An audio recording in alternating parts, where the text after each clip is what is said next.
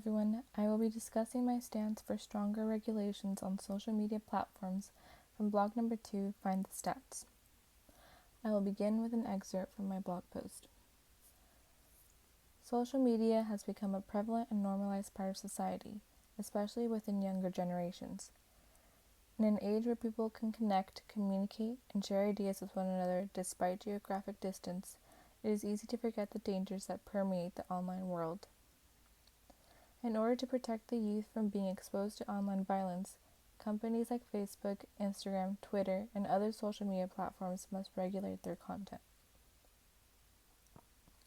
In my discussion, I call for stronger regulations on social media because of the violence that young children and teens may be exposed to and have been exposed to in the past. The 2019 New Zealand mosque shootings that were live streamed on Facebook and then shared and duplicated thousands of times serves as my prime example as to why stricter social media regulations are needed. Enforced regulations on social media are necessary steps to take in order to limit offensive and violent content, and so that social media can foster a healthy and safe online environment. I wrote my argument to center around the example of the mosque shooting because it highlights the accessibility of viewing violent and graphic material online. This example is a very real one that readers would take a moment to reflect upon and realize the precautions needed for social media platforms and can later be enforced in the future.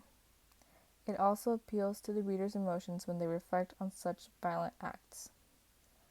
The sources I used were an online Washington Post article titled, "New Zealand Mosque Shooter's Facebook live stream was viewed thousands of times before being removed," and a study on teens' use of social media.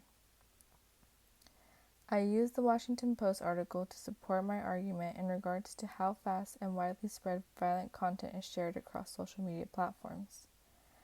This article appealed to me and made my argument stronger because it discussed how Facebook employees struggled to take down the video of the shootings because it had been shared and duplicated so many times.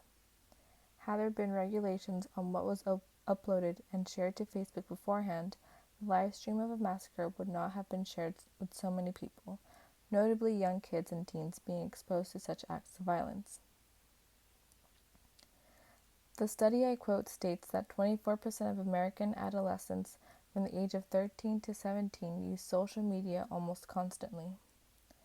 This statistic is important to note in my argument because it puts into perspective how many young kids and teens are actually on social media, possibly being exposed to violence against others or those who post the content themselves.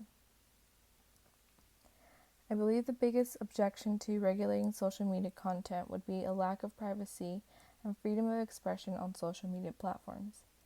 To those who object, it is important to understand that regulation does not necessarily mean a complete control over something.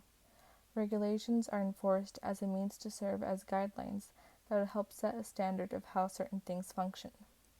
In the case of regulating content uploaded to social media, regulations could help prevent the spread of violent content and exposing it to young viewers.